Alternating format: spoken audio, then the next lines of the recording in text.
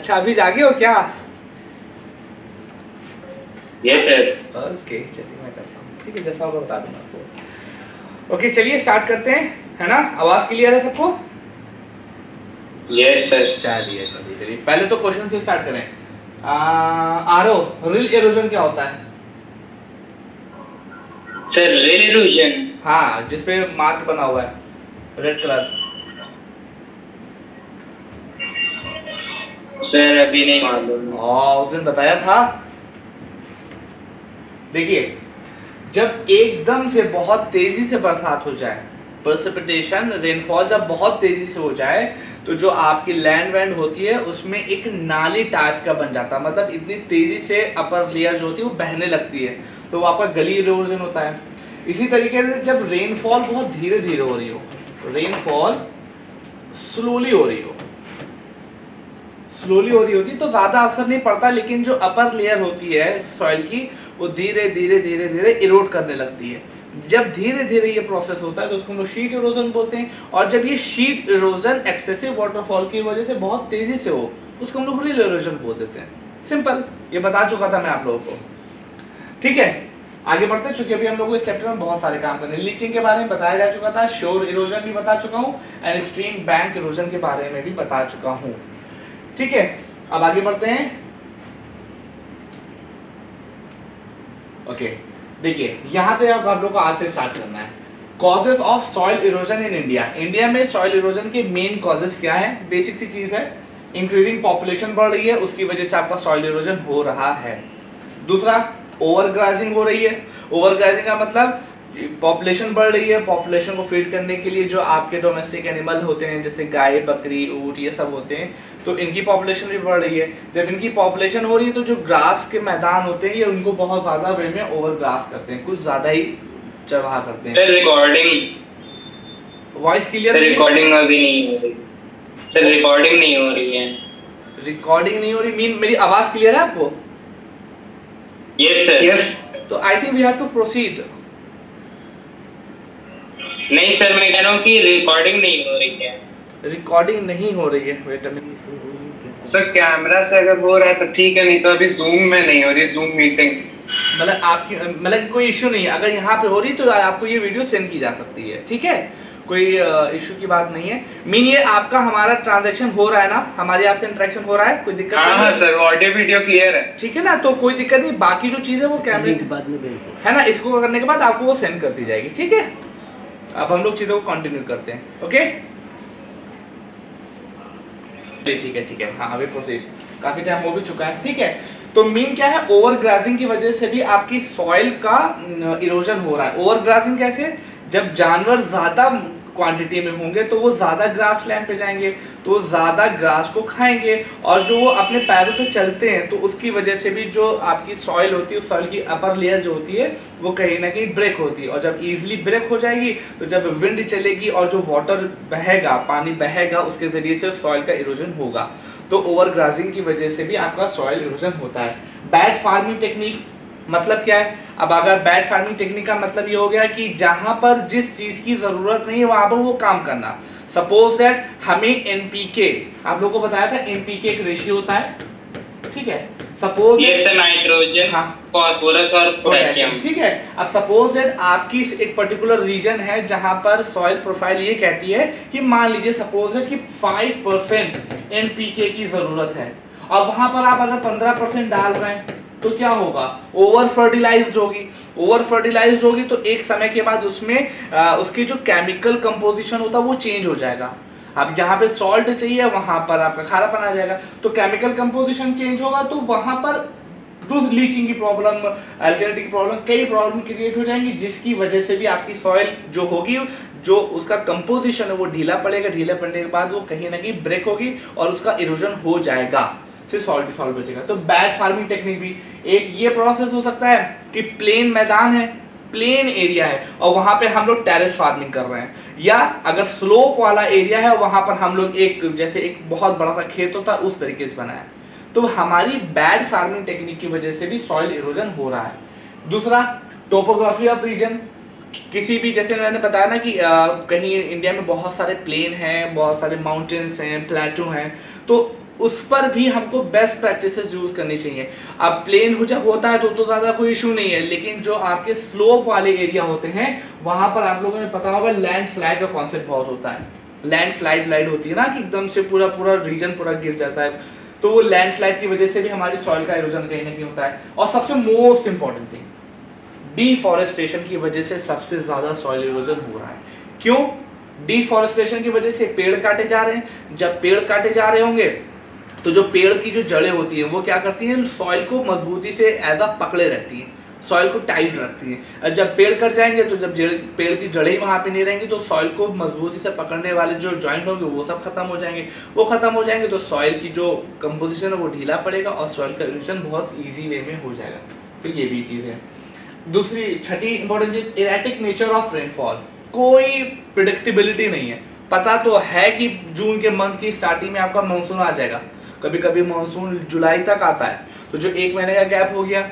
अब दूसरी चीज हमको ये भी पता है कि अक्टूबर और नवंबर तक मानसून पूरी तरीके से खत्म हो जाता है। अब पता चला कुछ ज्यादा एक्सटेंड हो गया, तो इरेटिक नेचर है। कभी किसी जगह पे बहुत ज्यादा बरसात होगी तो बर्स्ट ऑफ मानसून हो गया, वो भी प्रॉब्लम है। कभी कभी किसी जगह पर कुछ पानी नहीं बरसा तो वो भी प्रॉब्लम है। तो मीन टू सही ये है कि जो इंडिया में जो रेनफॉल का नेचर है वो बड़ा इरेटिक है, कंफर्म कुछ है ही नहीं। ये भी कहीं ना कहीं सॉइल इरोजन का कारण बनता है। ये बात क्लियर है? यस सर, मॉनसून भी इसी में आ जाएगा। हाँ सब कुछ। सर मॉनसून भी तो हम नहीं देखिए। और सर जो फर्स्ट वाला पॉइंट नहीं, इंक्रीजिंग पॉपुलेशन। हाँ ठीक है। सर ये सॉइल इरोजन का कैसे कॉज है? बहुत इजी सा प्रोसेस। आपका क्या होगा कि जब पॉपुलेशन बढ़ेगी तो पॉपुलेशन को फीड करने के लिए आपको ज्यादा जमीन की जरूरत पड़ेगी, है ना? ज्यादा जमीन की जरूरत पड़ेगी। तो अब आपके पास जमीन तो ज्यादा नहीं ला सकते ना, आप इंडिया के बाहर जाके थोड़ी ना खेती कर सकते हैं, इंडिया पे रह के ही खेती करेंगे। तो आपको क्या करेगा, आपको प्रोडक्शन बढ़ाना पड़ेगा। सपोज दैट अभी 100 करोड़ पॉपुलेशन थी, 100 करोड़ लोगों को हम खिलाने के लिए हमारे पास जमीन थी, लेकिन अब पॉपुलेशन हमारी 130 करोड़ हो गई है। जमीन मेरी उतनी है, पॉपुलेशन इंक्रीज हो रही है। इट मींस कि हमें सॉइल की ही प्रोडक्टिविटी को इंक्रीज करना पड़ेगा। तो जो सॉइल की प्रोडक्टिविटी को इंक्रीज करना पड़ेगा तो हम अलग अलग सी प्रैक्टिसेस करेंगे। अब फर्टिलाइजर उसमें ज़्यादा डाल देंगे, इंसेक्टिसाइड पेस्टिसाइड ज़्यादा डालेंगे ताकि ज़्यादा प्रोडक्शन हो। तो अल्टीमेटली इंसेक्टिसाइड पेस्टिसाइड एनपीके ये सब चीज़ें क्या करती हैं, शॉर्ट टर्म में तो आपको रिजल्ट देती हैं, लेकिन आगे चल के जो सॉइल का कंपोजिशन होता है उसको बहुत कमज़ोर कर देती हैं। इसी वजह से हम लोग चाहते भी हैं कि ऑर्गेनिक फार्मिंग हो। क्यों ऑर्गेनिक फार्मिंग हो? बिकॉज ये जो फर्टिलाइजर इंसेक्टिसाइड पेस्टिसाइड होते हैं ना, इनकी वजह से सॉइल की जो फर्टिलिटी वो तो कम होती है, साथ में इरोजन भी उसका बहुत तेजी से होने लगता है in a long period of time. ठीक है, तो बढ़ती पॉपुलेशन इनडायरेक्ट वे में इवन डायरेक्ट वे में आपके सॉइल इरोजन का कॉज है। बात क्लियर है सबको? यस। आगे बढ़े?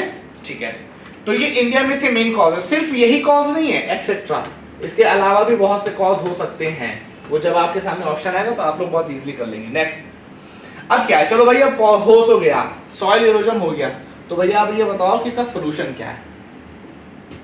सिंपल, खाली अब आपको ये समझ लेना है कि सॉइल इरोजन हो रहा है तो उसको कैसे सॉल्व किया जाए।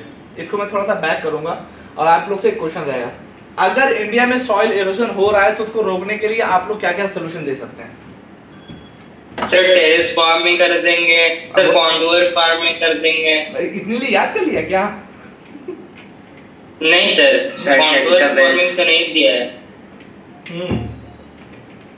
देखिए, जो जो मेन प्रॉब्लम थी, ये प्रॉब्लम है ना, अगर इन प्रॉब्लम को हम लोग सॉल्व कर लें तो भाई जाहिर सी बात है सॉइल इरोजन भी रुक जाएगा। डिफॉरेस्टेशन है, इसकी जगह हम क्या कर दें, एफॉरेस्टेशन कर दें, यही तो होगा ना? Yes sir. ठीक है, तो जो आप बता रहे थे एनपीके की परसेंटेज, ठीक है, तो उसको कर ले। हाँ, तो सॉइल को टेस्ट करवा के उसमें exactly very very very good. जैसे आपने बताया कि एनपीके एक क्या होता है ना कि जो आपकी सॉइल होती है, मैंने एक दिन आप लोगों को बताया था कि जो आपकी सॉइल है, सॉइल में बहुत सी चीजें पाई जाती हैं, लेकिन अगर हम उसके मैक्रोन्यूट्रिएंट्स होता है ना, मैक्रोन्यूट्रिएंट्स आप लोगों को पता ही होगा, शायद आप लोगों ने अगर साइंस में पढ़ा हो, मैक्रोन्यूट्रिएंट्स होते हैं कुछ, यस सर पढ़ा है, और कुछ होते हैं माइक्रोन्यूट्रिएंट्स। ठीक है, अगर कोई भी पर्सन अपनी, जैसे सपोज मेरे पास एक खेत है बड़ा सा, और उसको मैं चाहता हूँ कि इसमें फर्टिलिटीज की इंक्रीज करे, तो मैं क्या करूंगा, अपनी सॉइल का छोटा सा सैंपल लूंगा और लैब जाऊंगा, और लैब में जाने के बाद मैं उनसे बोलूंगा भाई देखो मेरी सॉइल प्रोफाइल क्या है, तो कहेगा भाई आपके यहाँ माइक्रोन्यूट्रिएंट्स ये हैं और माइक्रोन्यूट्रिएंट ये हैं, आपके अंदर माइक्रोन्यूट्रिएंट में फला फला चीज में इतनी की कमी है, आप इतनी ही डालिएगा, आपकी फर्टिलिटी इंक्रीज हो जाएगी। और अगर मैं इस चीज को फॉलो कर लूंगा तो मेरी प्रोडक्टिविटी अपने आप इंक्रीज हो जाएगी। और आप यकीन मानिए इस चीज को देखते हुए गवर्नमेंट ऑफ इंडिया एक स्कीम भी लेके आई थी, इसका नाम था सॉइल हेल्थ कार्ड। ठीक है, soil health card, soil health card organisation, नहीं कार्ड है, सॉइल हेल्थ कार्ड एक लेगा है। इसमें क्या होता है, आपको आपकी सॉइल की प्रोफाइल की जाएगी और आपको एक छोटा सा कार्ड दे दिया जाएगा, वो कार्ड 3 साल तक वैलिड होगा।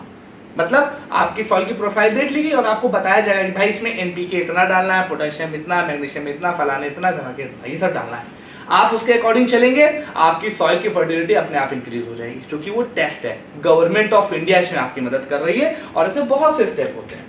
तो मेन तो से ये है कि जो जो प्रॉब्लम सॉइल इरोजन को करती हैं उनको हम सॉल्व कर लें, चीजें ठीक हो जाएंगी।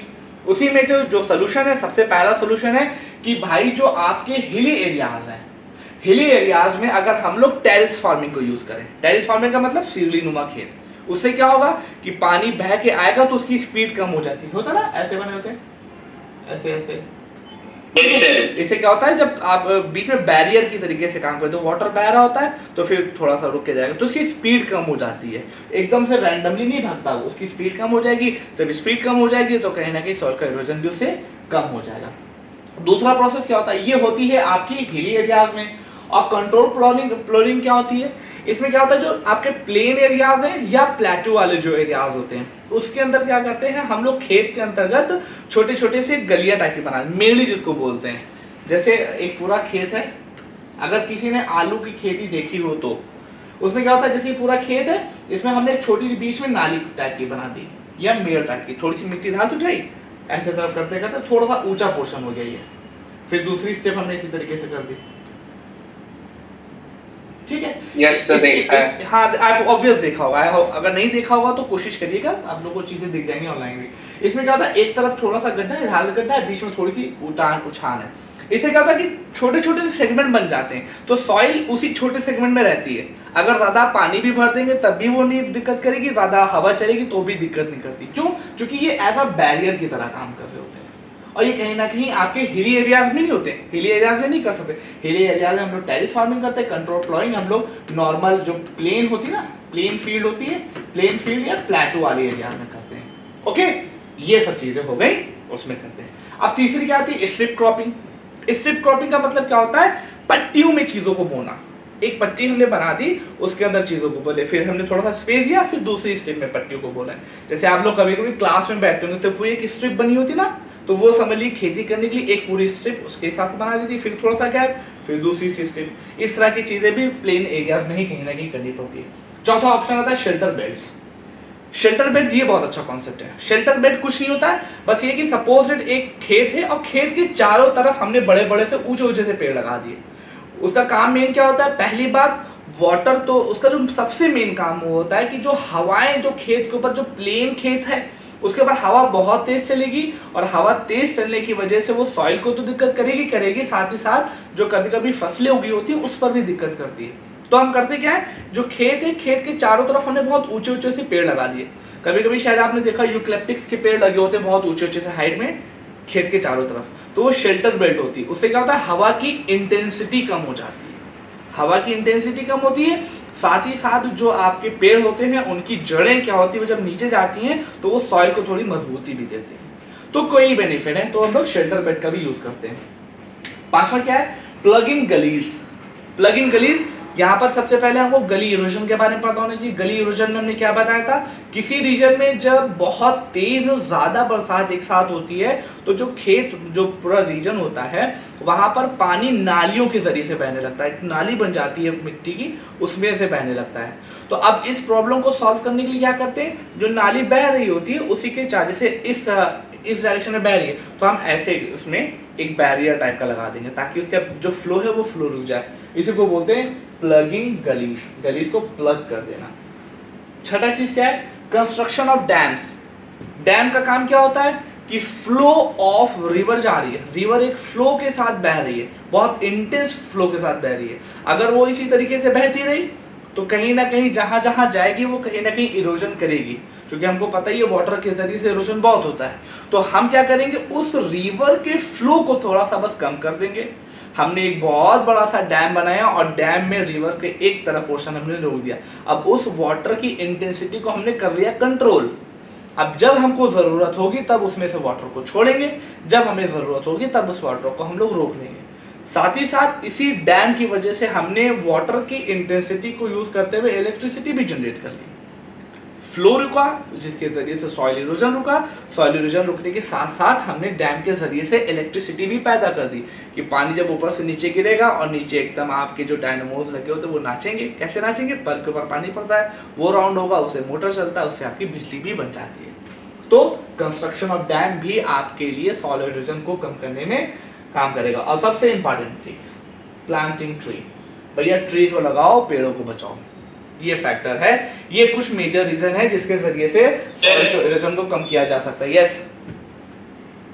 सर, अगर सॉइल को अगर हम लोग उसमें मॉइस्चर रहेगा सर, अगर भारी मात्रा में अगर मॉइस्चर रहेगा तो सर उससे भी तो सॉइल इरोजन रुक सकता है सर। जब मिट्टी ऊपर रहेगी नहीं सर, ड्राई सॉइल रहेगी नहीं तो सर एयर से जो सर सॉइल इरोजन होगा वो होगा ही नहीं। यहाँ पे क्या कर रहे हैं कि मॉइस्चर की वजह से सॉइल इरोजन होगा। मॉइस्चर क्या है, moisture is a water content. नहीं सर, मॉइस्चर की वजह से नहीं होगा। हाँ ठीक है, मॉइस्चर की रुक जाएगा। मॉइस्चर की वजह से कमी आ सकती है कि ड्राई है आपकी सॉइल, अगर उसमें वाटर कंटेंट आ जाए तो सॉइल की जो पार्टिकल होंगे वो वहीं पे ठहरे रह जाएंगे, तो ऑब्वियसली सॉइल इरोजन नहीं होगा। Sir very good. ये बताइए किसी को कोई इशू, एनीवन? No sir. चलिए ठीक है, आगे बढ़ते हैं। No sir. ठीक है, आगे बढ़ते हैं। तो ये हमारा था प्रोसेस किस चीज का, ये हमारा था सॉइल के बारे में। अब हम लोग हाँ सॉइल के बारे में हो गया। अब नेक्स्ट चीज आपकी आती है वाटर रिसोर्सेज के बारे में। ठीक है, वाटर रिसोर्सेज देखिए, वाटर हमारा वाटर रिसोर्सेज के बारे में देखिए, सबसे इंपॉर्टेंट चीज एक फिगर अभी आप लोग देखेंगे। वाटर रिसोर्सेज का मतलब क्या है, अगेन वाटर का रिसोर्स। हाँ देखिए, एक डेटा है जो बहुत ही ज्यादा दुख देने वाला है, और वो डेटा क्या है, पहले उस डेटा के ऊपर ध्यान रखते हैं, फिर उसके बाद हम आपको बताएंगे क्या प्रोसेस है। ये आप डेटा देखिए, सीरियस इमेज, ये वो डेटा है कि पूरे वर्ल्ड में, पूरे जो पूरी अर्थ है उसमें वाटर का सिनेरियो दिखाया गया है। जो टोटल वाटर है 97, इवन कभी कभी 97 या 97.5, कभी कभी 98% जो पूरे वर्ल्ड का पानी है वो सॉल्ट वाटर है। It means remaining fresh water कितना है, 2.5%, कभी कभी उसको 3% भी बोला जाता है और कभी कभी उसको 2% भी बोलते हैं। अलग अलग सोर्सेस, अलग अलग चीजें, लेकिन हम 2.5 मान रहे हैं। ठीक है, मतलब कि सॉल्ट इतना वाटर है वो हमारे कंजम्पशन के लिए अवेलेबल ही नहीं है। अवेलेबल कितना है, सिर्फ 2.5%। अब 2.5% का भी 79% जो है वो आइस कैप्स एंड ग्लेशियर्स में अवेलेबल है, और बाकी बचा हुआ 20 to 21% वो ग्राउंड वाटर में पाया जाता है।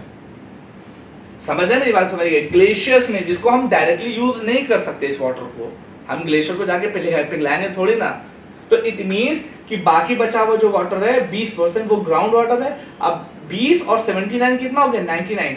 1% जो वाटर बचा है, रिमेनिंग 1% वाटर है, वो कहाँ पे, लेक्स में है, सॉइल में है, वाटर वेपर के रूप में एटमॉस्फेयर में अवेलेबल है, रिवर में है, और लिविंग ऑर्गेनिज्म में ये सब चीजें पाई जाती हैं। तो मीन टू से, ध्यान से देखिए, 97 to 98% वाटर हमारी कंजम्पशन के लिए ही अवेलेबल नहीं है, हम इसको यूज नहीं कर सकते बिकॉज सॉल्टी वाटर, हम इसको पी नहीं सकते।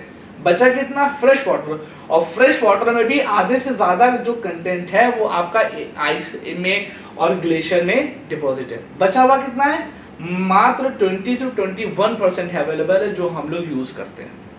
उसमें भी कंडीशन अलग अलग है कि उसमें लेक्स में कितना परसेंट वाटर है, 52% लेक्स में, वाटर इन सॉइल 38%, एटमॉस्फेयर में कुछ बचा हुआ है, कुछ लिविंग ऑर्गेनिज्म में है, कुछ रिवर में है। तो सिचुएशन आप देख रहे हैं, हमारे लिए अवेलेबल पानी ज्यादा नहीं है।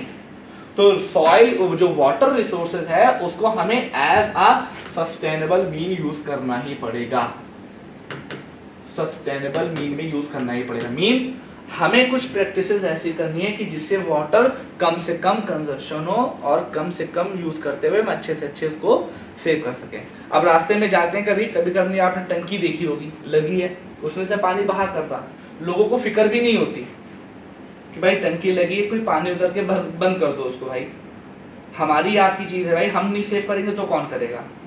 और आप लोगों को सबको पता भी है, एक प्रेडिक्शन बोली जाती है कि जो थर्ड वर्ल्ड वॉर है वो आपका इसी वॉर इस वाटर के ऊपर ही होगा। थर्ड वर्ल्ड वॉर जो है बोला जाता है कि वाटर को लेकर ही होगा, और सिनेरियो कुछ ऐसे दिख प्रेडिक्शन ऐसे कैसे लगाया जा सकता है? नहीं मतलब बोला जाता है स्कॉलर्स के द्वारा कि जो पानी होगा वो कहीं ना कहीं नेक्स्ट वजह बनेगा आपके वर्ल्ड वॉर की।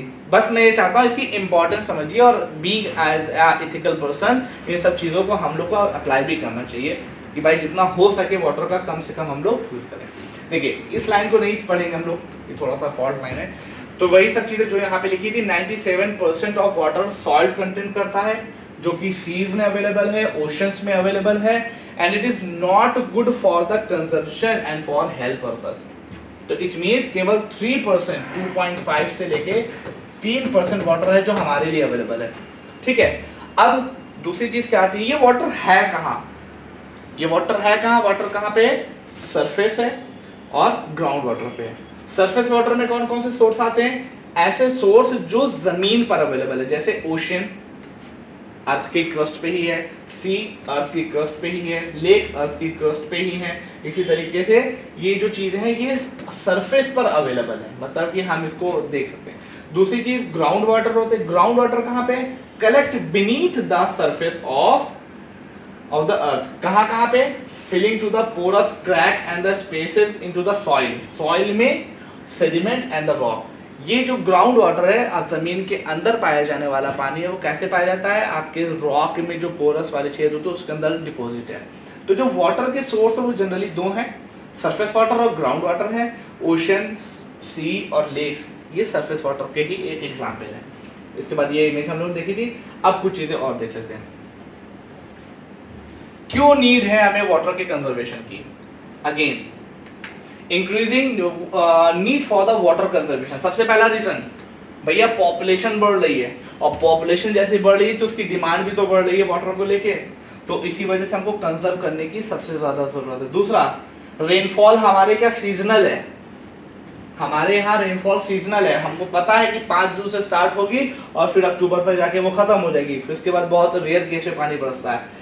इर्रेगुलर है, रेगुलर है ही नहीं, कभी एकदम से बहुत ज्यादा होती है, कभी एकदम से कम हो जाती है। इरेटिक नेचर है एकदम इसका। तीसरा सबसे मेन कारण जिसकी वजह से हमको कंजर्वेशन करना चाहिए, use of the most of the water by the irrigation. और देखिए जो हमारे का जो वाटर यूज होता है उसका मोस्ट ऑफ द पार्ट जो होता है वो इरिगेशन में यूज हो जाता है, बाकी बचा हुआ पार्ट इंडस्ट्रीज में यूज होता है।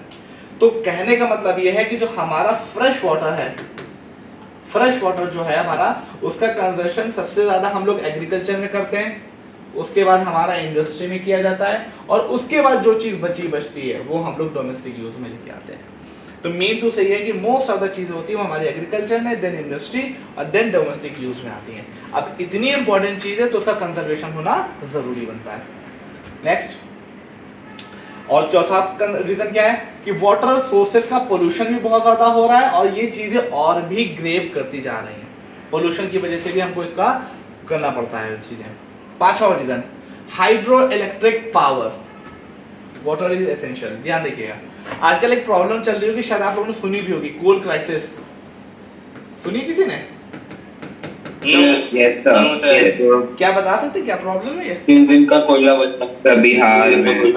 हाँ, क्या देखिए मेन मैटर क्या हुआ, मैं आपको सच्ची बताऊं रीजन क्या है। जो हमारा जो मेन कोल, अभी हम लोग मिनरल एंड एनर्जी जब पढ़ेंगे तब उसमें देखेंगे, जो कोल की जो लोकेशन है वो जनरली झारखंड वाला जो रीजन है, झारखंड, उड़ीसा, वेस्ट बंगाल का वेस्ट वाला, वहां पर है। और वहां पर हुआ क्या कि जो कोल की खाने है वहां पर बरस गया था पानी की बढ़ने की वजह से वाटर लॉ गई होगी, मतलब वाटर वहां पे चारों तरफ से घिर गया।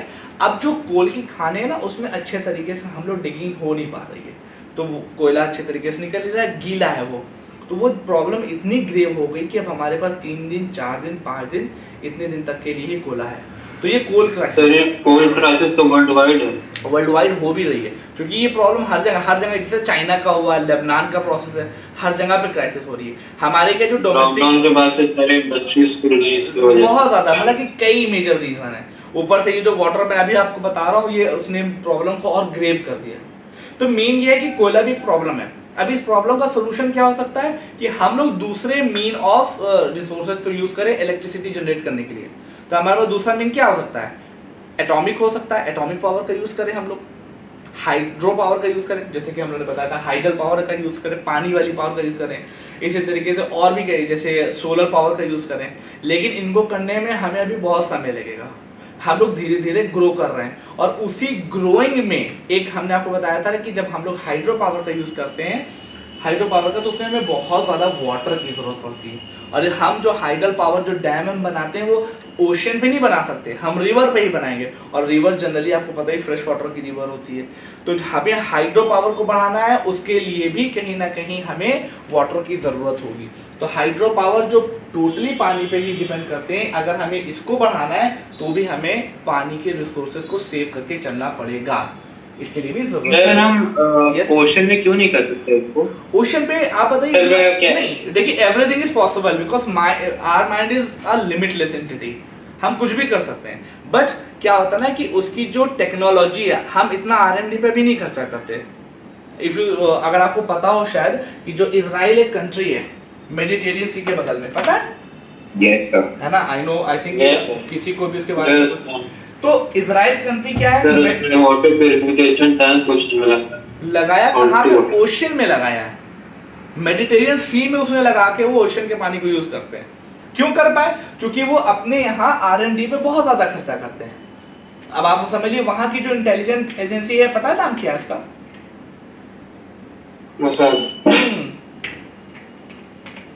आप तक का डेटा उनके पास होगा, मोसाद का। मोसाद इतनी एक्टिव है कि अब कुछ बताया भी नहीं जा सकता। आप हैं, आपका पता नहीं कितना डेटा उनके पास अवेलेबल हो, कोई कुछ नहीं कह सकता। वो इतना R&D पे मतलब इन्वेस्ट करते हैं, उनके प्रोसेस ये होता है, इतना वो R&D पे करते हैं, रिसर्च एंड डेवलपमेंट पे, कि उन्हें ओशन के पानी को यूज करके वो पीने कंजम्पशन पे ला के लेके आ रहे हैं। इंडिया में भी अवेलेबल है, लेकिन इंडिया की जो अभी बेसिक नेसेसिटी है वो कुछ और है। उनकी नीड क्या है? उनके रोटी कपड़ा मकान उनकी नीड नहीं है, वो कुछ और भी चीजें चाह रहे हैं। वो अपना जो स्टैंडर्ड ऑफ लिविंग है वो उनका बहुत हाई हो चुका है। हम लोग अभी नास्किन सिचुएशन में हम लोग उसको बढ़ रहे हैं, क्योंकि हमारी पॉपुलेशन बहुत बड़ी है।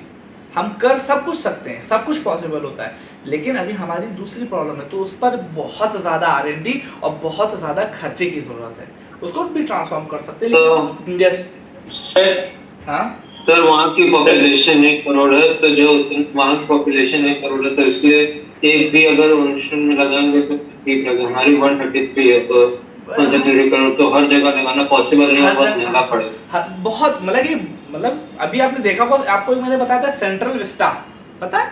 बताया था कुछ, ये शायद बताया था। उसकी कॉस्ट कितनी आई थी? Maximum 20,000 crore rupees. तो बवाल देखा कितना चल रहा है। अब आप बताइए, इस तरह के अगर प्रोजेक्ट चल गए, सर ये जो प्रोजेक्ट है वो लाखों करोड़ डॉलर सर, लाखों करोड़ डॉलर सर, हम बता भी नहीं सकते भाई। हमारी पॉपुलेशन 130 करोड़ है प्लस है, छोटी मोटी पॉपुलेशन नहीं है। इजराइल के ऐसे 130 देश हमारे क्या बसते हैं। हमारा यूपी में आके 18 ऐसे इजराइल आके बस जाएंगे, इतनी बड़ी पॉपुलेशन है। तो इतनी बड़ी पॉपुलेशन को हैंडल करना, उसके लिए सब चीजें करना, बहरहाल this apart, hydro electric power को भी करने के लिए भी हमें इसकी जरूरत पड़ेगी। यस सर, अगर हम लोगों के अगर इंसान के पास पीने के लिए पानी नहीं सर, तो ये हम लोग इलेक्ट्रिसिटी कैसे बनाएंगे पानी से? नहीं, तो इलेक्ट्रिसिटी बनाने में सिर्फ और सिर्फ पीने वाले पानी की जरूरत नहीं होती, दूसरा पानी भी होता है। लेकिन सर उसका भी तो एक पार्ट लगता है। हाँ, पार्ट लगता है, क्योंकि हम उसको प्यूरिफाइड कर सकते हैं। बहरहाल मेन ये है कि हमें वाटर को सेव करना चाहिए। हमारे लिए तो बहुत ज्यादा इंपॉर्टेंट हम लोग के लिए हो जाता है कि वाटर को सेव करना जरूरी है। ठीक है, नेक्स्ट और बहुत सारे इस तरह के कॉज हैं जिसकी वजह से हमें वाटर का कंजम्पशन जरूरी है। ठीक है। अब देखिए techniques for the conservation of water, कि हमें कौन कौन सी टेक्निक यूज करनी चाहिए कंजर्वेशन ऑफ वाटर के लिए। जल्दी जल्दी देखेंगे। सबसे नंबर 1 पे आती है रेन वाटर हार्वेस्टिंग, नंबर 2 पे आती है वाटर शेड मैनेजमेंट, नंबर 3 पे आती है वाटर सेविंग टेक्नोलॉजी कुछ हमें करनी चाहिए, चौथे नंबर पे रिसाइकलिंग ऑफ वाटर हमें अच्छे से करना चाहिए, पांचवें नंबर पे होता है prevention of water pollution. Water pollution को अगर हम प्रिवेंट करेंगे तो कहीं ना कहीं हम लोग कंजर्वेशन ऑफ वाटर कर सकते हैं। अब एक एक करके सबको देख लेते हैं। रेन वाटर हार्वेस्टिंग क्या होती है? बहुत बेसिक सा। रेन वाटर हुई, रेन वाटर, अगर रेन वाटर जो हुई उसको हम लोग कंजर्व कर लें किसी भी तरीके से, उसको सेव कर लें फ्यूचर के यूज के लिए, तो वो हमारे इस पूरे टेक्निक को क्या बोलते हैं? Rain water harvesting. ठीक है। रेन वाटर हार्वेस्टिंग की एक इमेज आपको दिखा रहा हूं, आप लोग देख सकते हैं। सी दिस इमेज, आ जाओ भाई। दिस देखिए वाटर, पानी बरसा, हमने पानी के छत पे आया और छत को कुछ ऐसा सिस्टम बनाया कि टंकी होते हुए टंकी में स्टोर हो गया। दूसरी चीज, एक प्रोसेस हमने ये भी देखा कि हमने वाटर, पानी बरसा, छत पे गिरा, छत पे गिरने के बाद हमने उसका एक प्रोसेस नीचे करते हुए जमीन के अंदर भेज दिया है एक्टिफायर के जरिए। अब जब हमको जरूरत होती है तो वेल के जरिए से हम पानी निकाल लेते हैं। ये रेन वाटर हार्वेस्टिंग का प्रोसेस है, मतलब कि रेन वाटर को किसी तरीके से फ्यूचर के यूज के लिए सेव करके रख लेना। रेन वाटर को ध्यान रखिएगा, रेन वाटर के बारे में बात हो रही है तो इसी के बारे में कुछ है। It is a technique of recharging the ground water by capturing and storing rain water. ये rain, it includes the activity harvesting surface and ground water और सरफेस वाटर को हार्वेस्ट करना, prevention of losses through the evaporation and seepage. हम कुछ activity और करेंगे कि हम इवेपोरेशन को कम कर दें। इवेपोरेशन को अगर हम किसी तरीके से कम कर लेंगे तो कहीं ना कहीं हमारा ये वाटर भी सेव हो जाएगा। Other activities aim to conservation and efficient utilisation of limited water endowment. ये सब सारी लाइनें वही लिखी हुई है, इसके बारे में एक चीज और देख लेते हैं। अब क्या होता था, रेन वाटर हार्वेस्टिंग कोई नई टेक्निक नहीं है कि हम लोग आज ही कल इसको जानते हो। पुराने समय में भी इसके बारे में बहुत से ज्यादा चीजें यूज की जाती थी और इस टेक्निक को अलग अलग रीजन में अलग अलग नामों से जाना जाता था। जैसे आप लोगों ने बड़े मामबाड़े गए हैं? कोई बड़े मामबाड़े गए आप लोग? बड़े मामबाड़े गया है? नो सर, बड़े मामबाड़े नहीं गए हैं? अरे भाई हिस्टोरिकल प्लेस गए हैं लेकिन याद नहीं सर। बड़े मामबाड़े में एक बावली आपने देखी होगी, बावली का कुआं देखा है? सर बावली सुना है ना। बावली क्या है? ये रेन वाटर हार्वेस्टिंग की एक टेक्निक थी जो कि नॉर्थ इंडिया में यूज की जाती थी। बड़े बड़े से कुछ ऐसे स्ट्रक्चर बना दी जीने करते हुए। वो मूवी देखी ना, सुल्तान मूवी, जिसमें वो शोल्डर के ऊपर ईंटें रख के ला रहा होता है, चढ़ रहा होता है ना, वो बावली का ही स्ट्रक्चर है। आपने देखा होगा ऐसे स्लोप नुमा बनाया गया है, नीचे वाटर जमा होता है और जितना वाटर जमा होता जाएगा आप उतनी सीढ़ी के ऊपर से जाके उसको यूज कर सकते हैं। ये क्या था? रेन वाटर टेक्निक थी, इसी को हम लोग वाटर हार्वेस्टिंग बोलते थे। अलग अलग पूरे देश में अलग अलग जगहों पे अलग अलग तरीके से की जाती थी कि हर स्टेट का। यस सर, ये कॉस्टली होता है? नहीं, कॉस्टली तो पैसा तो सब में लगता है, लेकिन एक बार लगा दोगे काफी टाइम तक चलता है। जैसे गैंगेटिक प्लेन में बावली बोला जाता था, जोहर सेंट्रल इंडिया राजस्थान में बोला जाता था, सुरंगम वेस्टर्न घाट में बोला जाता है, इसी तरीके से कोराम्बू ईस्टर्न घाट में बोला जाता है, और फिर भंडारास डेक्कन प्लेटू में, और ये डेक्कन प्लेटू में बोला था, और कुछ नाम और भी हैं जिसमें एनिमेशन हमें लगता है कुछ गलत हो गया। ये खुल जो है, ये खुल नाम जो है ये आपका वेस्टर्न हिमालयाज में बोला जाता है, जिंग लद्दाख में बोली जाती है। इसी तरह की टेक्निक होती है बाउली गैंगेटिक प्लेन, या बोल सकते हैं नॉर्थर्न प्लेन बोली जाती है, इसको ऐसे बोल सकते हैं नॉर्थर्न प्लेन। तो ऐसे इन नामों में से कुछ भी पूछ लेगा ये क्या है, तो आपको बताना है ये रेन वाटर हार्वेस्टिंग टेक्निक है जो कि एंशिएंट टाइम में या मिडिवल टाइम में इंडिया में यूज की जाती थी अलग अलग रीजन में। ठीक है। अब उसके बाद दूसरी टेक्निक हमने जो पढ़ी थी वाटर शेड मैनेजमेंट। यहाँ पे थोड़ा सा छोटा सा कॉन्सेप्ट है, उसको थोड़ा कैजुअल वे में देखेंगे। वाटर शेड मैनेजमेंट का क्या मतलब होता है? अभी हम क्या कर रहे थे, हम सिर्फ और सिर्फ रेन वाटर को हार्वेस्ट कर रहे थे। रेन वाटर हुई उसको सेव कर लो, लेकिन हमको पता है एक कॉन्सेप्ट पता होगा, शायद आप लोगों ने पढ़ा हो, वाटर साइकिल का कॉन्सेप्ट पता आपने? वाटर साइकिल जानता है कोई? Yes sir. वाटर साइकिल का मतलब क्या है? नो। मैं बता, देखिए बहुत इजी सा है। वाटर साइकिल का मैटर क्या होता है कि सपोज एक लेक है, लेक के ऊपर जब सूरज पड़ेगा तो होगा क्या? इवेपोरेशन का प्रोसेस होगा। इवेपोरेशन होने के बाद जो वाटर मॉइस्चर एटमॉस्फेयर में आएगा और वो धीरे धीरे जब उसकी हाइट बढ़ेगी तो कंडेंस होता जाएगा। ठंडा होता चला जाएगा, और ठंडा होने के बाद एक लिमिटेशन ऐसी आएगी कि वहां पर वो बूंद बनेगा, बूंद बनने के बाद ड्रॉप बनने के बाद वो एज अ रेनफॉल के तरीके से फिर से गिरेगा और फिर उसी झील में चला जाएगा। तो ये साइकिल चल रही होती है। कैसे देखिएगा, इस इमेज में देखिए, सीधे इमेज में ये ओशियन है, ठीक है, सन की रेस पड़ी, ये इवेपोरेशन होने लगा, इवेपोरेशन होने लगा, देखना इवेपोरेशन होने लगा। इवेपोरेशन होने के बाद जैसे जैसे ये एटमॉस्फेयर में वाटर ऊपर पहुंचा, कंडेंसेशन का प्रोसेस स्टार्ट हो गया। मतलब कि चीज जो एयर थी वो किस में कन्वर्ट होने लगी, वाटर में कन्वर्ट होने लगी। वाटर में कन्वर्ट होने के बाद बादल दिखने बन गए, ये सब बादल बन गए, वाटर बन गए। फिर उसके बाद वाटर जब ड्रॉपलेट ज्यादा भारी हो गई तो प्रेसिपिटेशन के रूप में नीचे गिर गई, प्रेसिपिटेशन के रूप में नीचे गिर गई। अब क्या हुआ, अगर क्या नाम है, पहाड़ पे गिरी तो पहाड़ पे बहने के बाद आते आते करते करते करते करते करते अल्टीमेटली आके ओशन में ही मिल गई। तो एक पूरी साइकिल देखिए, यहाँ से स्टार्ट हुई और यहाँ से करते करते कंप्लीट हो गई। इसको बोलते हैं वाटर साइकिल। यस सर, अच्छा आप ये बता सकते हैं सर कि क्लाउड बर्स्ट कैसे होता है, फटता कैसे है क्लाउड? हाँ, अब क्लाउड बर्स्ट का मतलब ये है कि जैसे एक ही जगह पर बहुत ज्यादा कंडेंसेशन और एटमॉस्फेरिक कंडीशन कुछ ऐसी हो जाएगी, वो उसके लिए सिर्फ एक रीजन नहीं है, वहां पर एटमॉस्फेरिक कंडीशन कुछ बन जाती हैं, कुछ एकदम से ज्यादा कंडेंसेशन का प्रोसेस हो गया, एक्सेसिव हीट हो गई, टेम्परेचर बहुत बढ़ गया, वाटर इवेपोरेशन बहुत ज्यादा हो गया, तो वो सिचुएशन करता है एटमॉस्फेरिक कंडीशन पे और वो बर्स्ट होता है। तो लखनऊ में हो सकता है? क्यों नहीं हो सकता है, सब जगह हो सकता है। हो जाएगा लखनऊ में हो भी चुका होगा। ठीक है, तो ये वाटर साइकिल होती है। अब इस वाटर साइकिल को इसी तरह से मेंटेन रखना। अब क्या प्रॉब्लम क्या होगी, अभी प्रॉब्लम नहीं है, प्रॉब्लम ये हो गई कि सपोज है यहाँ पर कोई एक इंडस्ट्री लग गई। अब इंडस्ट्री क्या करेगी, ये जो सरफेस वाटर चल रहा है इसको अपने यहाँ यूज करेगी।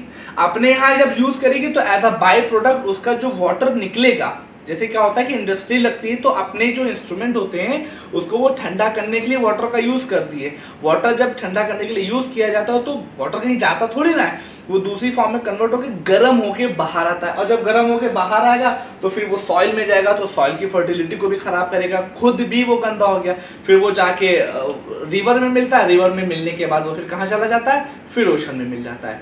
वाटर जिस तरह था उस तरह नहीं रह गया। इसी तरीके से हमारे जो सॉइल के अंदर जो वाटर है, और भी कई प्रोसेस हो गए, पेड़ों को काटे, तो मेन ये है कि जो पूरी वाटर साइकिल है उसमें बीच में किसी तरीके से जब इंडस्ट्री लग जाती है, घरों में यूज होने लगता है, तो वाटर की क्वालिटी और क्वांटिटी दोनों पे असर पड़ता है। तो वाटर शेड मैनेजमेंट का क्या प्रोसेस है कि हम पूरा कुछ मैनेजमेंट ऐसे करें कि जो वाटर साइकिल नेचुरली अवेलेबल थी वो उसी तरीके से मेंटेन हो जाए, ये वाटर शेड मैनेजमेंट है।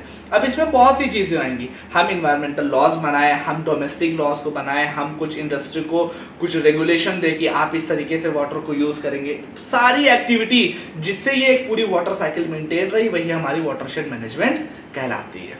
ओके, बात क्लियर है? ठीक है, बहुत बेसिक साइंस में, कुछ ज्यादा रॉकेट साइंस नहीं है, just take it easy. Next, अब भाई आगे वाटर सोर्स के बारे में इंपॉर्टेंस हमको पता चल गई, बहुत सी चीजें पता चल गई, लेकिन जो मेन कंटेंट वो है आपका ये irrigation. Irrigation sir, yes sir math की क्लास लग गई है सर, मतलब लिंक आ गया है। मैथ की क्लास का लिंक आ गया है, ये बड़ा इशू है भाई। अब सर अभी तो वेटिंग रूम में ही है सर, अंदर नहीं लिया है, क्लास स्टार्ट की हुई, मतलब टेक्निकली अब मतलब सिर्फ आपको लिंक आया है ना? हाँ सर लिंक आया, मैं दूसरे डिवाइस से ज्वाइन किया हूँ, अभी तक अंदर नहीं लिया है क्लास। तो जब स्टार्ट हो जाएगा तब मुझे आप बता देगा, बिकॉज मैं हाँ, ऐसे तो ठीक है। देखिए, move on to topic irrigation. What is mean of irrigation, कोई बता सकता है? एनीवन? यस सर, बताइए। Yes sir, so watering of agricultural plants by man-made ways or artificial method. ठीक है, देखिए होता क्या है, देखिए बहुत to be genuine and very casually, होता क्या है कि आपके जो प्लांट की ग्रोथ है वो डिपेंड करती है हम उसको वाटर कितना दे रहे हैं, एक फैक्टर ये भी है। ठीक है, प्लांट की ग्रोथ, एग्रीकल्चर की ग्रोथ डिपेंड करती है कि उसमें अच्छे तरीके से पानी वानी दिया गया है या नहीं दिया गया है, इसी पे तो डिपेंड करती है ना। अगर ये चीज नहीं होगी, हमने पेड़ बो दिया, बहुत सारा फर्टिलाइजर दे दिया लेकिन पानी नहीं डाला, प्रॉब्लम हो जाएगी, जाहिर सी बात नहीं आगे बढ़ेगा। तो कुछ ऐसे system read this process, a process by which a controlled amount of water is artificially supplied to the plants at regular intervals to help in the production of the crops. मतलब एक आर्टिफिशियल तरीके होते हैं जिसके जरिए से हम regular period पे, हम रेगुलर टाइम पर और कंट्रोल्ड मैनर में जब वाटर की सप्लाई पेड़ों तक पहुंचाते हैं तो उसी को हम लोग इरिगेशन बोल देते हैं। बस is that simple, very simple. जो आप लोगों ने बोला वो भी सही था और एक इसकी थोड़ी सी डेफिनेशन ये भी है। अब इरिगेशन है तो एंड सच कंट्रोल, और ये control amount of water is given by the, कैसे दिया जाएगा? वेल्स के जरिए से पहुंचाया जाता है, टैंक्स के जरिए से पहुंचाया जाता है, ट्यूबवेल्स के जरिए से पहुंचाया जाता है, कैनल्स के जरिए से पहुंचाया जाता है, और भी कई सेगमेंट है जिसके जरिए से पहुंचाया जाता है। तो मीन टू से इज दैट, क्योंकि आपको पता है इंडिया में जो रेनफॉल है बहुत इरेटिक है, बहुत इरेगुलर है, कोई इसका नेचर क्लियर नहीं है। तो हमें एग्रीकल्चर तो करनी है, तो एग्रीकल्चर को करने के लिए हमें इरिगेशन की जरूरत पड़ेगी। मतलब आर्टिफिशियल वे को यूज करते हुए हमें वाटर की कंट्रोल अमाउंट ऑफ मात्रा को पहुंचाना पड़ेगा। तो हम उसके लिए क्या क्या चीज यूज करते हैं? कभी कभी हम लोग कुओं का यूज करते हैं, वेल्स का, कभी कभी हम लोग ट्यूब वेल्स का यूज करते हैं, कभी कभी हम लोग कैनाल्स का यूज करते हैं, कभी कभी हम लोग रिवर का यूज करते हैं। तो ये डिपेंड करता है कि किस रीजन में हम रह रहे हैं, किस रीजन की लैंड को हम लोग इरिगेट करना चाह रहे हैं, उस पर डिपेंड करता है कि वहां पर किस तरीके से इरिगेशन के मेथड को फॉलो किया जाता है। जैसे जो टैंक होते हैं, जस्ट लाइक दिस टैंक, ये जो टैंक होते हैं, टैंक जनरली साउथ इंडिया में यूज किए जाते हैं। क्यों? क्योंकि वहां की टोपोग्राफी, वहां की लैंड कुछ इस तरीके से है कि वहां पर हम लोग नहर नहीं खोद सकते, वहां पर हम लोग वेल्स नहीं खोद सकते, वहां पर हम लोग ट्यूबवेल नहीं लगा सकते, तो वहां पर हम लोग टैंक के जरिए से काम क्या करते हैं। टैंक का मतलब क्या है कि एक नेचुरल वे में डिप्रेशन होगी, एक गड्ढा होगा बड़ा सा, उसी पर कुछ सिस्टम बनाया जाएगा ताकि उसमें वाटर स्टोर हो जाए, और जब स्टोर हो जाएगा तब हम उसको एज अ इरिगेशन के रूप में यूज कर सकते हैं। दूसरा फैक्टर जैसे कैनाल, अब कैनाल को कहाँ यूज करेंगे? कैनाल को जनरली हम लोग साउथ इंडिया में नहीं यूज कर सकते। क्यों? क्योंकि वहां की जो लैंड है वो बहुत टफ है। अब हम उसको इतना खोद तो सकते नहीं कि उसको खोदते हुए जाए और फिर वहां पर कैनाल बनाए। तो टैंक को क्या नाम है, कैनाल को बनाने के लिए हम लोग उस रीजन का यूज करेंगे जहाँ की लैंड सॉफ्ट हो, ऐसी प्रोसेस पाया जाता हो। जैसे नॉर्थ इंडिया, तो नॉर्थ इंडिया में जो नहरें होती हैं उनको खोदने में ज़्यादा दिक्कत नहीं आती, तो नहरें वहां पर बनाई जाती हैं। इसी तरीके से वेल के बारे में क्या है, वेल जिसको हम लोग कुएं बोलते हैं, कुएं वहीं पे खोदे जा सकते हैं कि जहां पर की मिट्टी सॉफ्ट हो, जहां की मिट्टी सॉफ्ट हो वहीं पर कुएं खोदे जा सकते हैं। ट्यूबवेल क्या होता है? ट्यूबवेल का मतलब क्या होता है कि एक प्रोसेस ऐसा किया जाता है कि कुछ पाइप होते हैं और पाइप को बहुत अंदर तक ड्रिल कर दिया जाता है। उस पाइप को, मोटे मोटे से पाइप होते हैं, उनको बहुत अंदर तक ड्रिल कर दिया जाता है, और फिर जब उसका एक प्रेशर क्रिएट हो जाता है तो ट्यूबवेल एक इंस्ट्रूमेंट होता है, जनरेटर की तरह होता है, कभी आपने देखा हो शायद। तो उसका पाइप उसमें लगाने के बाद जब वो प्रेशर क्रिएट होता है, उस प्रेशर को यूज करते हुए वो पानी को घसीटता है और एक पाइप के जरिए से पानी को बाहर की तरफ फेंकता है। उस पानी को फिर हम लोग यूज करते हैं। तो डिफरेंट लोकेशन पर डिफरेंट इंस्ट्रूमेंट को हम लोग यूज करते हैं for a different irrigation purpose. Okay, तो ये प्रोसेस था इस के बारे में। यस, तो जो टैंक होते हैं, यस यस सर इनको सर हम लोग नॉर्थ इंडिया में इसलिए नहीं इस्तेमाल कर सकते क्योंकि सर उनकी जो सॉइल होती है वो सॉफ्ट होती है। हाँ ठीक और है, जो वाटर को सीप थ्रू कर जाएगा। हाँ सीप थ्रू सर इससे कोई तो वाटर बचेगा या नहीं। इसलिए साउथ इंडिया में हार्ड रॉक्स होते हैं, हाँ इसलिए वहाँ पे रुक जाता है वाटर, वहाँ पे रुक जाएगा, स्टोर हो जाएगा। स्टोर हो जाएगा। दूसरी चीज ये कि डिपेंड करता है कि वहाँ की टोपोग्राफी किस तरीके की है। जैसे मैंने बताया ना कि नॉर्थ इंडिया में सॉफ्ट सॉइल है, तो वहाँ पर हम लोग कुएं में खोद सकते हैं। अब वेल को हम लोग आपके साउथ इंडिया में नहीं खोद सकते, बिकॉज वहाँ की जो रॉक है वो बहुत टफ है। मीन टू से ये है कि लोकेशन पे बहुत चीजें डिपेंड करती है कि वहाँ पर हम किस तरह का इरिगेशन मेथड को फॉलो करेंगे। ठीक है, फिलहाल चूंकि मुझे भी अब डायरेक्शन आ गए हैं, शायद आपके टीचर आ गए, तो फिलहाल इसको यहीं पे रोकते हैं। इसके बाद आगे ये प्रोसेस करेंगे और नेक्स्ट लेक्चर में ये टॉपिक कंप्लीट हो जाएगा। ओके, चीजों को okay, thank you class, see you next time. Thank you, sir. Thank you, sir. Thank you, sir. Thank you to all.